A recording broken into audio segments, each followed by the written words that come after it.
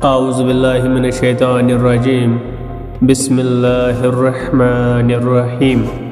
آج میرا موضوع ہے مرتے وقت آدمی کی زبان کیوں بند ہو جاتی ہے۔ اسی سلسلے میں آج کی یہ ویڈیو ہے۔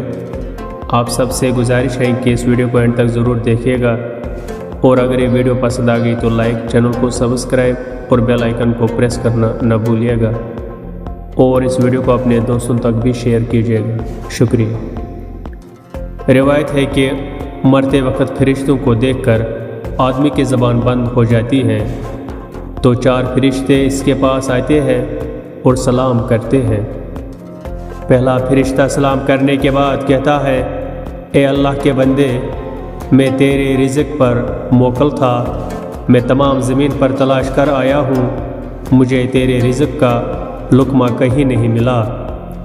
اس کے بعد دوسرا فرشتہ سلام کے بعد کہتا ہے کہ میں تیرے پانی پر موکل تھا، میں تمام زمین پر تلاش کر آیا مگر تیرے نصیب کا ایک قطرہ پانی مجھے نہیں ملا۔